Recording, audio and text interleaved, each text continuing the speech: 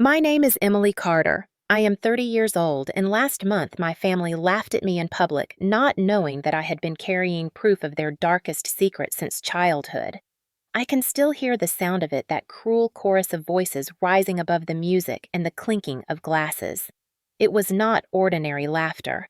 It was the kind that strips you bare, the kind that tells you in front of everyone that you are small, pathetic, and unworthy. My sister Vanessa led it. She was always the star, always the one they praised. That night, she leaned forward in her crimson dress, her lips twisted into a smirk, and in a shrill, mocking tone, she sang a few broken notes meant to mimic me. The crowd erupted. Chairs scraped silverware, rattled wine, sloshed as people doubled over. My father Richard threw his head back, his booming laugh echoing like a verdict. My mother Margaret clutched her pearls, tears running down her cheeks, not from sorrow, but from how hard she was laughing at me.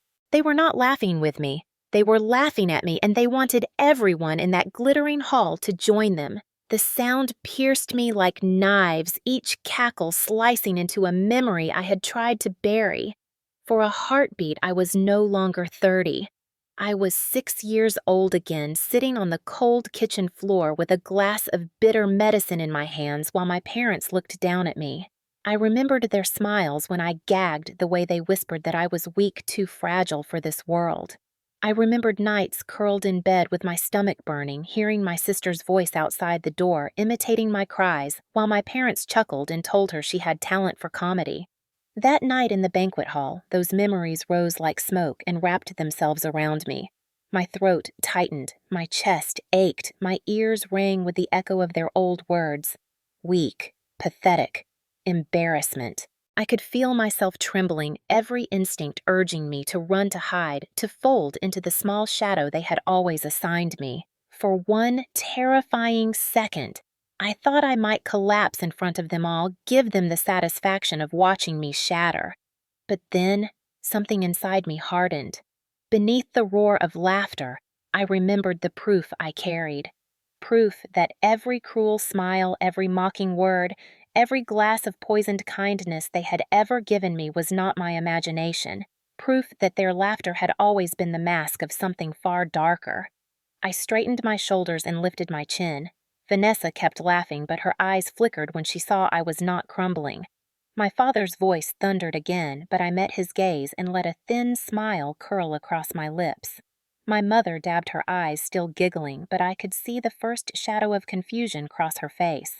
The room expected me to wilt. Instead, I stood still, breathing slowly, letting the humiliation turn into fuel. The echoes of my childhood no longer drowned me. They burned, but the burn steadied me. They thought they had broken me long ago, but all they had done was sharpen me for this moment. I knew the night would not end with their laughter. Before it was over, the truth I carried would turn their pride into silence and their cruel joy into fear. The Carter family always looked perfect from the outside. In our small town, my parents Richard and Margaret were respected for their success and discipline. Neighbors admired our neat lawn, our polished cars, the way we attended church on Sundays, and coordinated outfits. People whispered that Richard was a man of integrity, that Margaret was a devoted mother, that Vanessa, the eldest daughter, was destined for greatness. And then there was me, Emily, the shadow trailing behind them. Inside the house, perfection ended at the front door. My father ruled every room with his voice sharp as a whip and impossible to ignore. He expected obedience without question. He loved control the way other men loved their hobbies. He had rules for how we walked, how we ate, how we spoke, and especially how we performed in public. Any sign of softness was weakness. Any interest that did not serve his pride was a waste. My mother upheld those rules with a smile. She was the keeper of appearances. To her, feelings were messy things that stained the furniture. If Vanessa cried, she was comforted. If I cried, I was told to clean my face before anyone saw.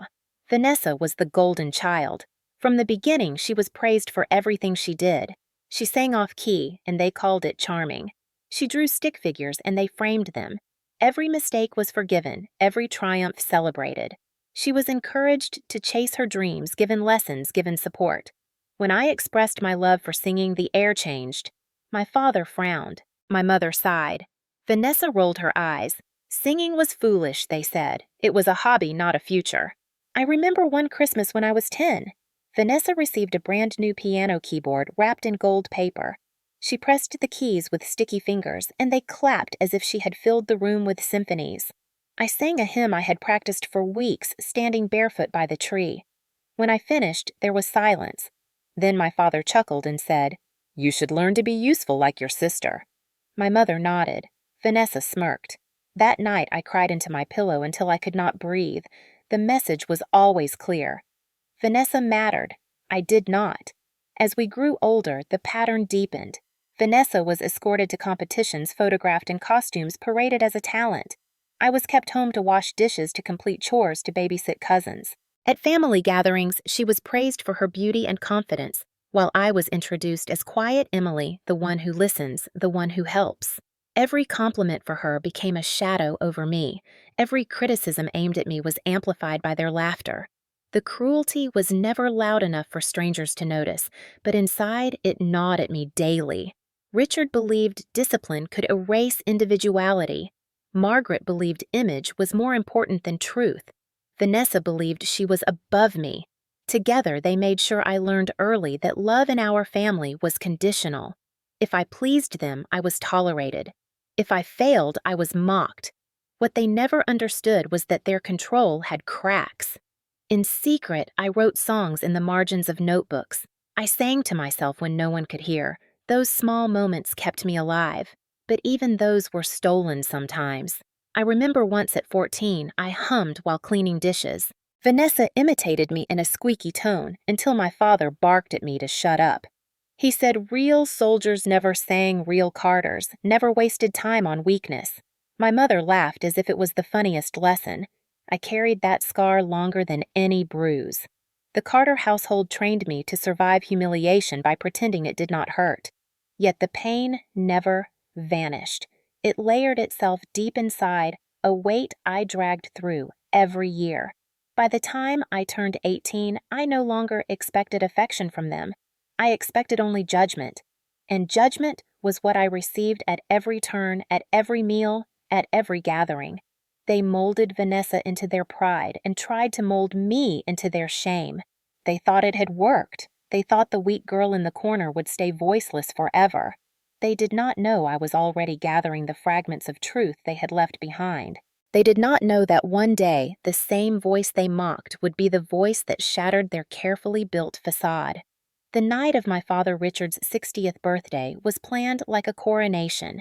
The banquet hall gleamed with polished floors and chandeliers heavy with crystal. Waiters in black vests floated between tables carrying trays of wine.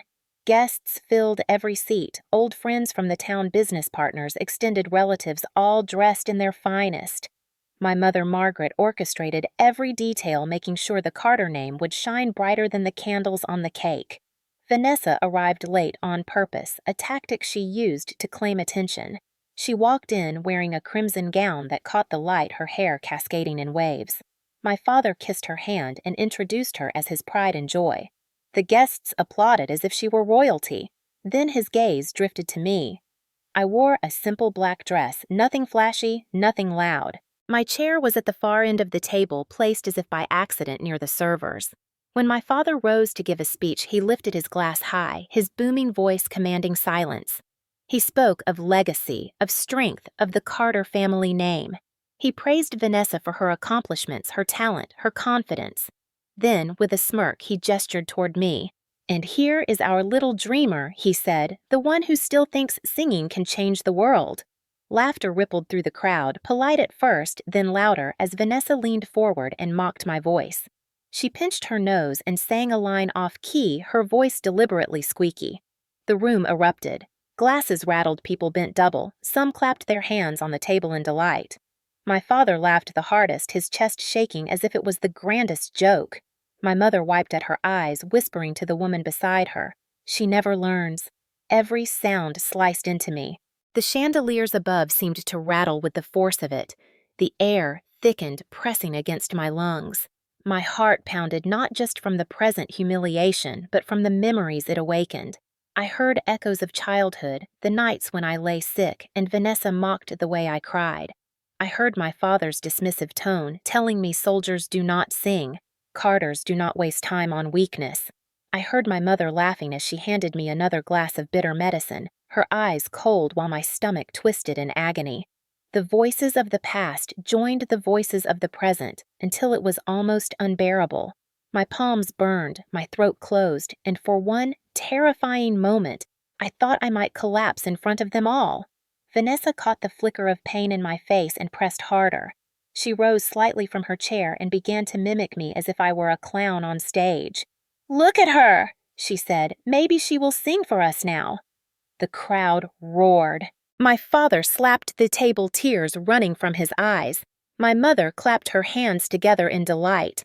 I stood frozen, every muscle tight, the shame rolling over me like a storm. Yet beneath the storm, another current pulled at me steady and cold. It was the memory of what I carried, the proof locked away, the evidence of what they had once done. That secret pulsed inside me like a heartbeat. It gave me strength to stay upright, to breathe, to resist the collapse they wanted. Slowly, I straightened my shoulders. I met Vanessa's eyes. She faltered for just a second, unsettled by the small smile that touched my lips. My father noticed too, his laughter thinning as he searched my face. The guests sensed a shift, though they could not name it. The sound of their laughter grew uneven, broken by silence. I stood in that silence, letting their mockery echo back at them. They thought I was humiliated, but humiliation had long ago turned into fuel. I let them see that fuel in my eyes. The moment would not end with their triumph. It was only the beginning of mine. The laughter ebbed little by little as I stood unmoving, my eyes fixed on Vanessa, my smile steady and sharp. She wanted collapse, but what she saw was defiance. A hush spread across the room, broken only by the clink of a glass being set down. My father, Richard, cleared his throat, uneasy with the silence. My mother, Margaret, leaned closer to him, whispering something I could not hear, her smile faltering. Vanessa tossed her hair and tried to laugh again, but it sounded forced, brittle, like glass about to shatter. At the far end of the hall, Dr. Wilson sat quietly, the old physician who had known our family since I was a child. His eyes never left me. I caught his gaze, and for the first time that night, I felt the weight of his recognition. He remembered. He had always known more than he had spoken. My breath steadied. I raised my glass and spoke, my voice calm, yet carrying through the hall. "Funny," I said, "that you laugh at my voice. Voices have memory. They carry echoes that do not fade." A murmur passed through the tables. Guests exchanged glances, unsure whether I was joking or beginning a toast. My father barked a laugh, trying to reclaim control, but his hand trembled around the stem of his glass. Vanessa scoffed. "Oh, Emily, always so dramatic." But I did not look at her. I let my words fall like stones into the silence. This voice remembers nights no one else dares mention. It remembers medicines that burned the taste of metal, the sound of laughter outside my door while I was sick. The hall stiffened. Chairs creaked as people shifted uneasily. The guests were used to family banter, but this was not banter. This was a crack in the performance. Dr. Wilson leaned forward, his eyes intent, his hand resting on the table, as if bracing for what would come next. Vanessa's smile slipped. My mother's face drained of color. My father's jaw tightened, his laugh dying in his throat. I lowered the glass, my fingers steady, my voice even. "You all mocked me tonight, just as you always did, but laughter does not erase truth. It only delays it, and the truth is never silent forever." The silence that followed was heavy, pressing against every gilded wall of the hall. Guests stared, caught between curiosity and discomfort. They did not know what truth I meant, but they felt the weight of it. For the first time in years, my family looked at me not as their weak target, but as a threat.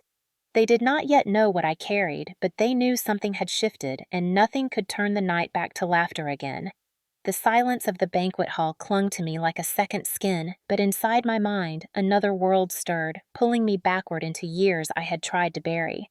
I was 8 years old again, small enough that my feet barely touched the floor, when I sat at the kitchen table. The house smelled of lemon polish and Margaret's perfume, a sweetness that always masked something darker. Vanessa was nearby coloring with bright crayons, humming a tune off key. I had been sick for weeks, my stomach twisting, my throat burning, my nights filled with fever and strange dreams. Every morning, my mother would set a glass in front of me, filled with thick syrup that shimmered in the light. She told me it was medicine. She told me it would make me strong. Richard would stand behind her, his arms crossed, nodding as if this was an order from the highest authority. "Drink it, Emily," he would say. "Be a good girl. Be strong like a Carter." And so I drank because I wanted to be good, because I wanted them to see me. The liquid coated my tongue with bitterness, leaving my stomach cramping, my head spinning. I would stumble to my room, collapsing on the bed, listening to Vanessa's laughter in the other room. She never had to drink it. Only me. Nights were the worst. I would wake drenched in sweat, my sheets damp, my breath shallow. I heard their voices outside my door, muffled but cruel. Richard would chuckle, saying, "She is weak, but this will fix her." Margaret would laugh softly, replying, "If it does not, at least she will learn discipline." Sometimes Vanessa's giggle joined theirs, high-pitched and gleeful. I would curl tighter under the blanket, whispering songs to myself so I would not hear. Songs were my only escape, my only way to remind myself that my voice was still mine. But even that drew punishment. Once, when I hummed through the pain, Margaret stormed into the room and snapped, "Stop that noise! You sound pitiful." She shoved another glass into my hands. Drink. Obedience, always obedience. Yet even in that haze of sickness, I noticed things. I noticed that Dr. Wilson, our family physician, never prescribed medicine like the one my parents forced on me. He would leave gentle instructions, suggesting fluids and rest. But once he left the house, Richard and Margaret would exchange looks, and the bitter liquid would appear again. I noticed that the bottles in the cupboard bore no labels. When I asked what they were, my mother's eyes went cold. "Do not ask questions," she said. "Just do as you are told." Years blurred together with these memories. My body weakened my growth slower than Vanessa's. I spent weeks in bed while she flourished at recitals. I watched her twirl in costumes while I lay pale and shaking. They called it her talent and my fragility. What they never admitted was that my fragility was designed, crafted by their hands. The proof came one night when I could not sleep, my body racked with cramps. I crept into the kitchen for water. The house was silent moonlight pooling across the tiles. Then I saw Margaret at the counter pouring a dark liquid from a bottle into a glass. She stirred it with a spoon, humming lightly. Richard entered behind her, his voice low but sharp. "Are you sure it is enough?" She nodded, smiling. "She needs discipline. This will keep her under control." I froze, every hair on my neck rising. They had not seen me. My heart pounded as I stumbled back to bed, trembling with the weight of what I had heard. They were not giving me medicine. They were giving me poison. From that night on, the world shifted. Every glass placed before me was no longer a mother's care, but a weapon. Every command from my father was a threat wrapped in authority. Vanessa became their accomplice, mocking me as I struggled, telling me I was weak, that I would never be like her.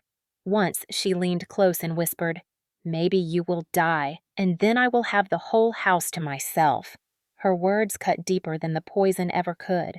I survived, though I do not know how. Perhaps my body adapted, perhaps sheer will kept me alive. I learned tricks pretending to drink, but letting some spill, hiding the bitterness under my tongue, until I could spit it out later. Each act of quiet defiance became a secret rebellion. And though I remained frail, I also remained aware.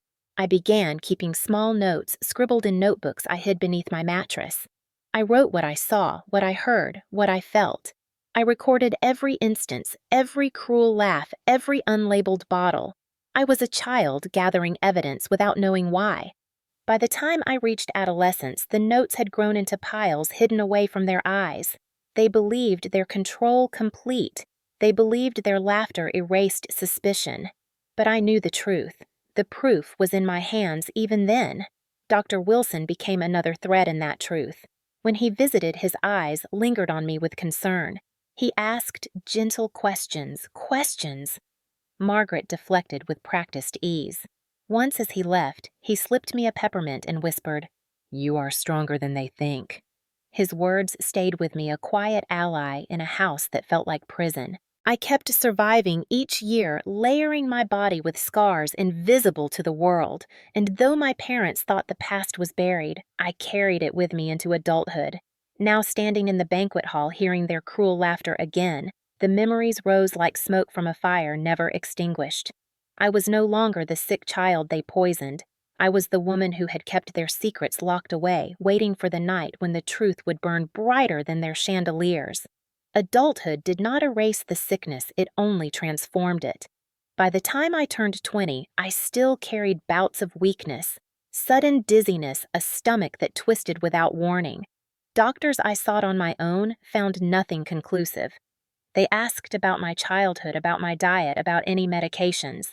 I hesitated, ashamed to admit what I suspected. How could I explain that my own parents had handed me glass after glass of poison? Yet the memories pressed harder as I grew older, each symptom pulling me back to nights of bitter liquid and cruel laughter. When I moved out into a small apartment far from the family estate, I thought I had escaped, but boxes followed me, dusty and heavy, filled with my childhood notes. One rainy afternoon, I opened them reading my shaky handwriting. Glass tasted of metal. Stomach burned until I cried. He said she must obey. The words felt like echoes from another world, yet they were mine, undeniable. My hands trembled as I turned the pages, realizing I had documented everything without even knowing why. It was not imagination. It was record. That same week, fate brought Dr. Wilson back into my life. I found him at a pharmacy, older now, his hair silver, his shoulders bent. He recognized me instantly, his eyes soft with something like guilt. "Emily," he said, "I've thought of you often." I told him about the notes. I told him about the sickness that never left. His jaw tightened, his eyes clouding. He invited me to his office, a quiet space lined with books and files. There, for the first time, he spoke words no one in my family had ever allowed. I suspected he said, his voice low, "I saw how they treated you the way your mother insisted on giving you her own medicine after I left. I asked once to see the bottles, but she refused. I should have pressed harder. I am sorry." His apology cracked something inside me, but it also set me free. I was not crazy. I was not imagining. He ordered tests searching for long-term damage. The results showed traces consistent with heavy metals residues that should not linger in someone my age. "This did not come from nature," he explained. "It came from exposure long ago." My heart pounded as he laid the papers before me. Proof, real proof that my body carried scars from what they had done. He looked at me gravely. "Do you want me to put this in writing?" "You should know it will not be easy. Families fight. Reputations are at stake." I thought of Vanessa's mocking laughter, of Richard's booming voice, of Margaret's cold eyes. "Yes," I said. "Put it in writing." Days later, he handed me a sealed envelope. Inside was his statement, clinical, factual, unshakable. I read it again and again, the words striking like thunder, consistent with repeated exposure to toxic substances. Each syllable was a stone added to the wall of truth I had been building since childhood. Yet even with proof, doubt crept in. Alone in my apartment, I questioned myself.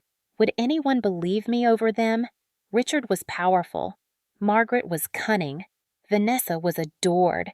I was the quiet daughter, the fragile one the singer mocked at every turn. Who would stand by me? Nights stretched long, filled with old nightmares. I remembered the bitter taste, the laughter outside my door, the way my body had betrayed me. The proof lay in my hands, but so did fear. Still, defiance burned beneath it. I began gathering more. I searched the house on visits, pretending to help my mother clean. In the back of cupboards, I found dusty bottles, empty but stained. I slipped them into my bag, hiding them among scarves. I sent them to a lab under a different name. The results returned weeks later. Traces of arsenic, lead, mercury, substances no child should ever ingest. Each report became another weapon. Meanwhile, Vanessa grew careless. At a family dinner, she joked too loudly, saying, "Remember when Emily was always sick? Maybe she liked it, all the attention." Richard chuckled. Margaret smirked, but others at the table shifted uncomfortably. They had heard me speak of voices carrying memory. They had seen my defiance. Small cracks appeared in the armor of their performance. I noticed and I pressed quietly. I showed Dr. Wilson the lab reports, stacking them beside his statement. He looked at me with both pride and sorrow. "This is enough," he said. "Enough to confront them, enough to expose them if you choose." His words settled in me like steel. For years I had carried humiliation, but now I carried proof. The balance had shifted. The turning point came one autumn evening when I visited the estate. Margaret poured me tea, her eyes watchful. I lifted the cup, sniffed, and smiled. "Still making your special drinks, Mother." Her hand froze. Richard looked up sharply. Vanessa laughed but uneasily. I set the cup down untouched. "Funny thing about drinks," I continued, my voice calm. "They can heal, or they can poison, and sometimes the body remembers." The silence that followed was deep and brittle. My father's jaw tightened, my mother's lips thinned. Vanessa's fingers drummed nervously. I met each of their eyes in turn, holding steady. For the first time, I saw fear flicker. That night, I returned to my apartment, spread the papers across my table, and whispered to myself, "No more silence." The girl they poisoned was gone. The woman they mocked was rising. I was ready to confront them, ready to let the world see. The banquet hall had been their stage for humiliation. Soon it would be my stage for truth. Once the decision settled in my chest, everything I did carried the weight of preparation. My apartment became a war room, papers spread across every surface, files organized into neat stacks that represented years of suffering condensed into evidence.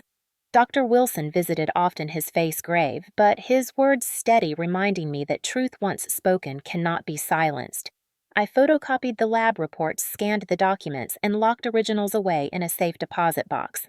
I knew Richard's influence could reach far, but I would not allow my proof to vanish.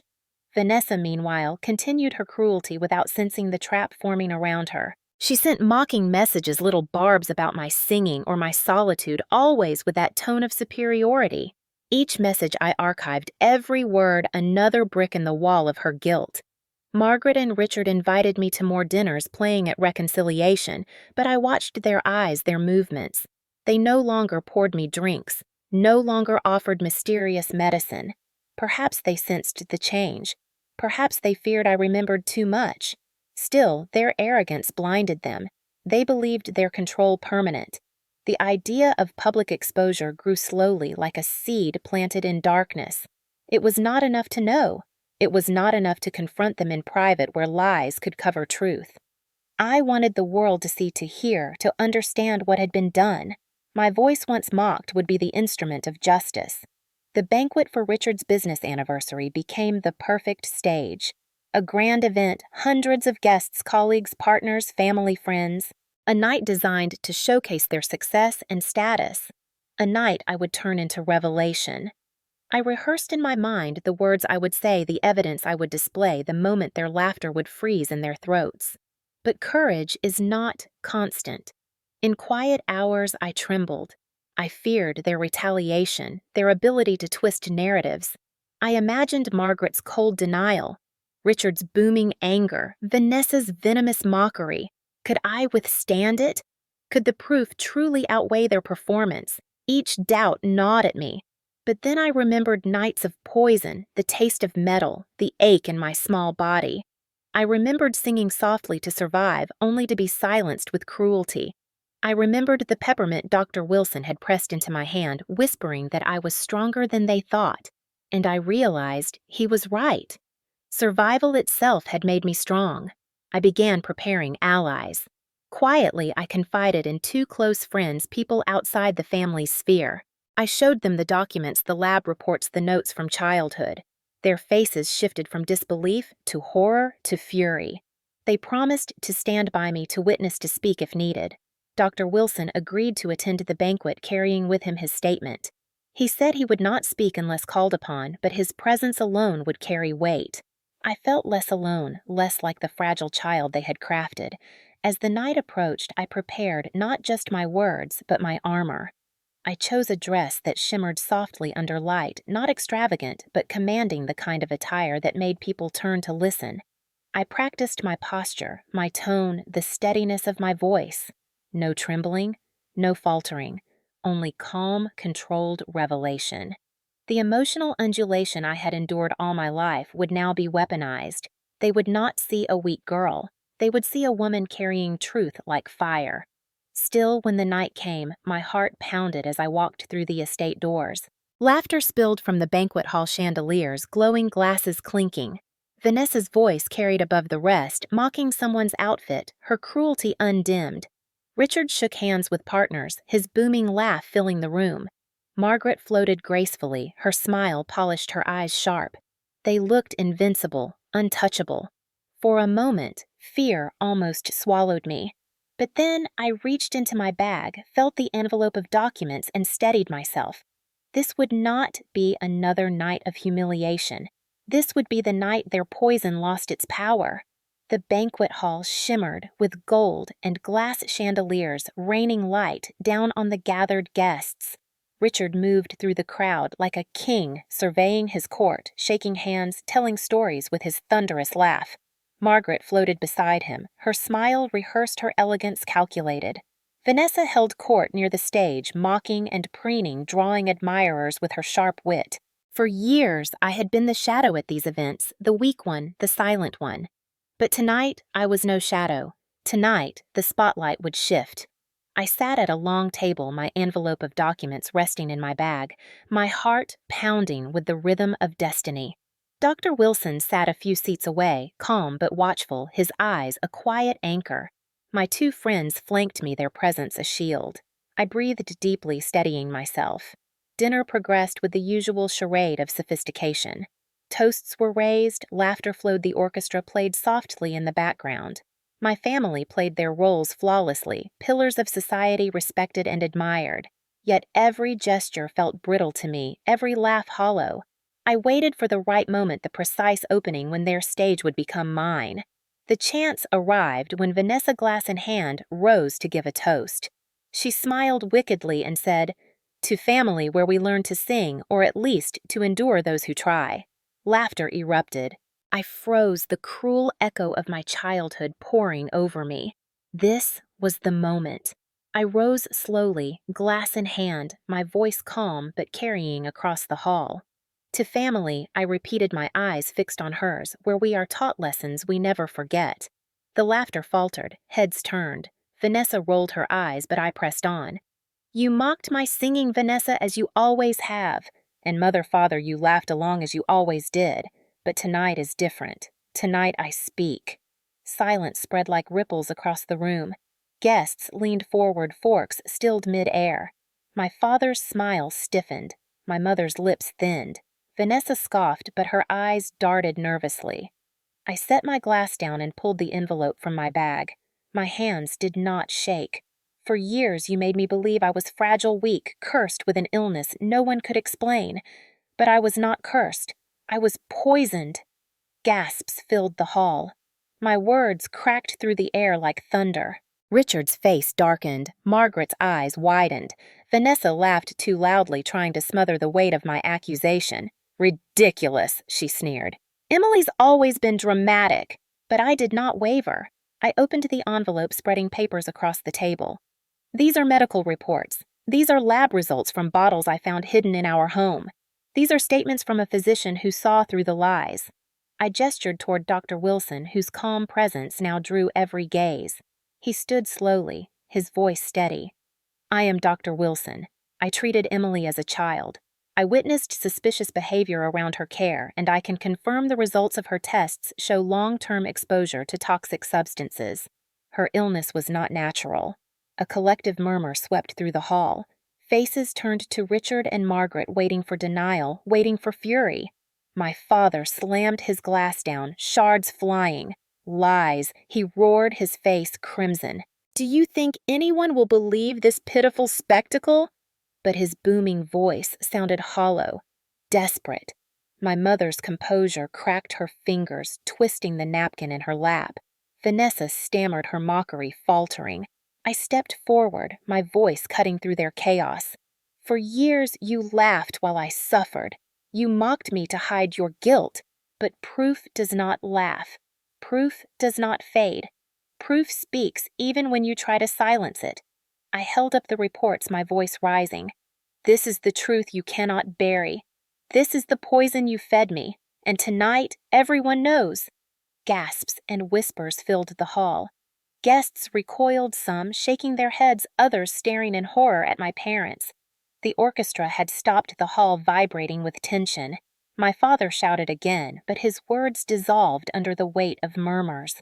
Margaret tried to stand to regain control, but her legs shook. Vanessa backed away, her eyes darting like a trapped animal. Then came the final blow. I lifted a photograph from the envelope one I had taken of the bottles labeled and decayed. I held it high. This is what they gave me. This is what they laughed about. This is what nearly ended my life before it began. The silence was deafening, the kind that crushes pretenses. Dr. Wilson stepped beside me, his hand resting lightly on my arm, his voice carrying authority. The evidence is undeniable. This young woman endured what no child should. And you all have witnessed the truth tonight. The hall erupted not in applause but in outrage. Guests whispered furiously, some glaring at my parents, others walking out in disgust. Richard stood frozen, his power unraveling before his eyes. Margaret's tears finally broke, her hands shaking, mascara streaking down her face. Vanessa muttered curses, but no one laughed with her now. They were alone, stripped bare, their cruelty no longer hidden behind wealth or charm. I turned to the crowd, my voice softer but no less steady. I survived their poison. I survived their laughter. And now I stand not as their victim, but as their witness. You have seen. You know. And truth will not be silenced again. I let the words linger, then lowered the document slowly. The moment held like a suspended note vibrating through every soul in the room. Then chairs, scraped voices rose, and the night shifted irrevocably. My family's empire of control cracked, the poison exposed.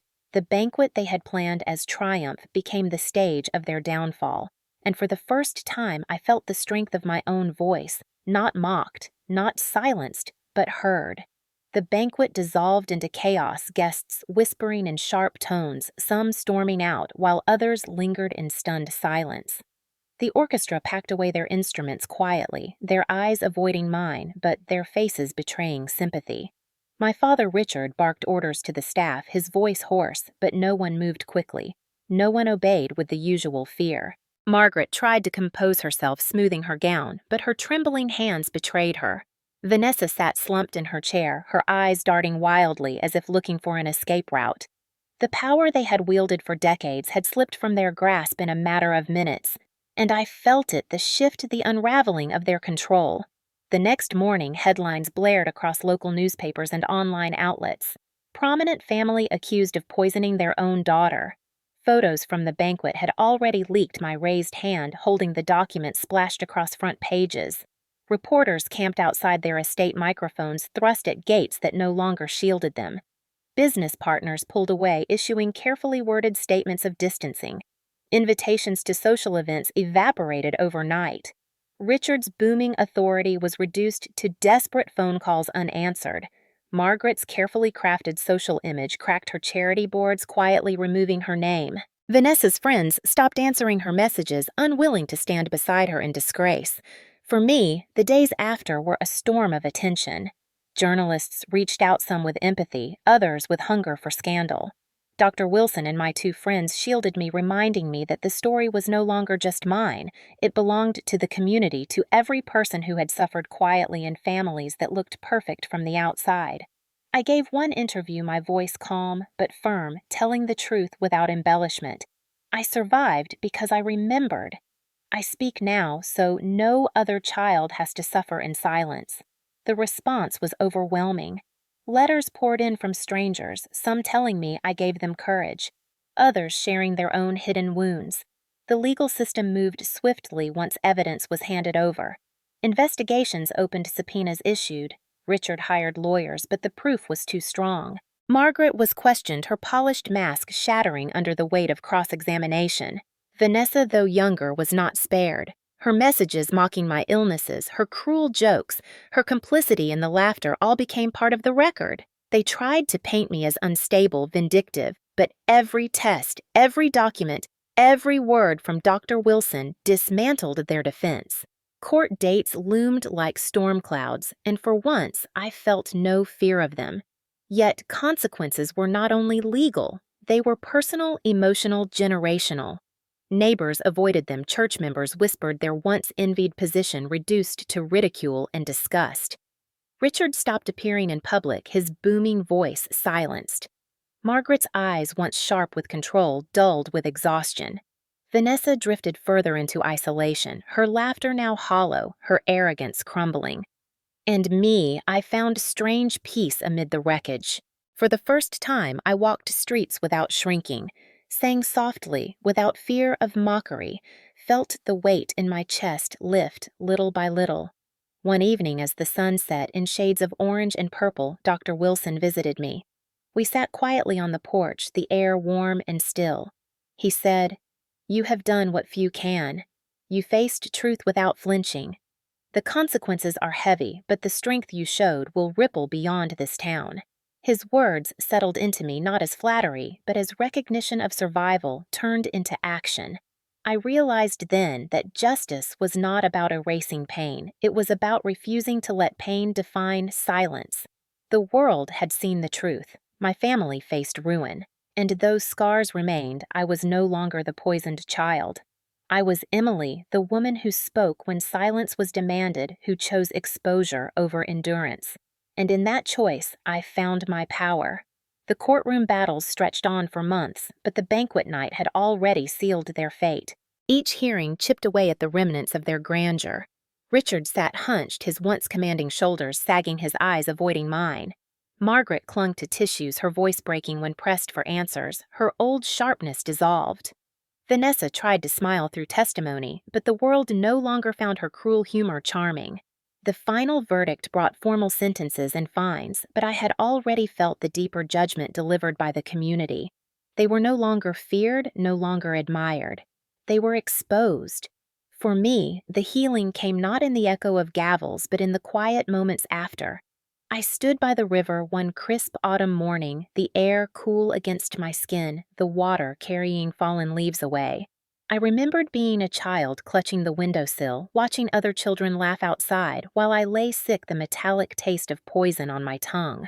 That girl had survived, and now the woman she became finally felt free. I sang softly to myself, not for an audience, not for approval, but for the simple joy of sound leaving my chest unchained.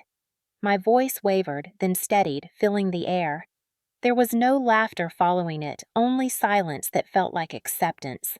Dr. Wilson visited again before he retired from his practice.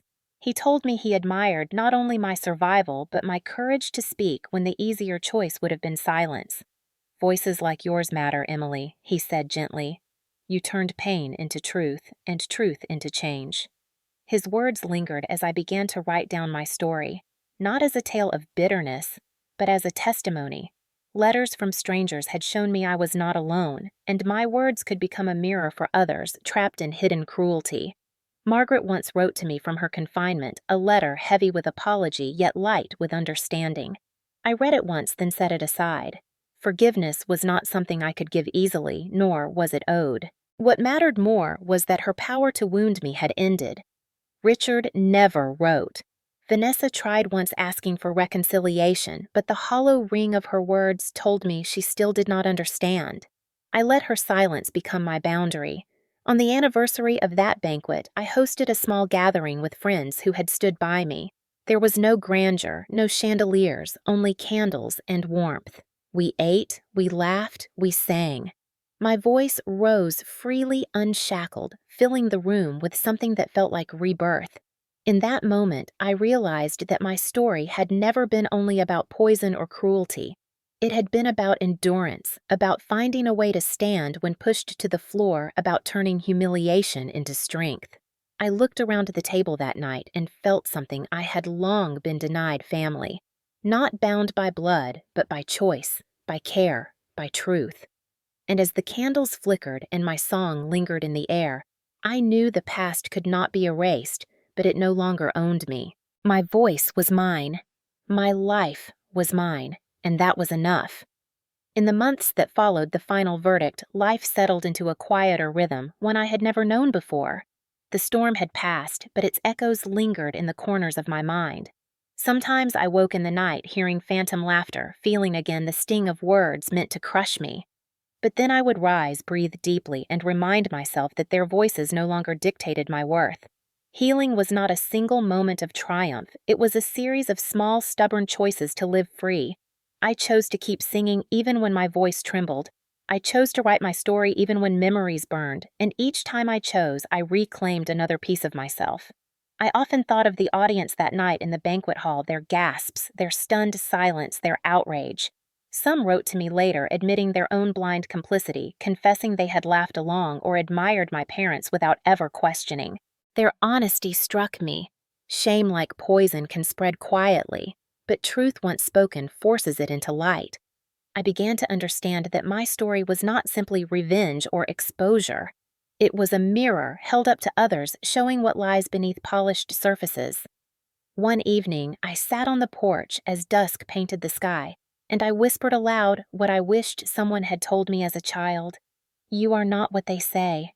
You are not the laughter, nor the poison, nor the silence. You are the voice that rises anyway.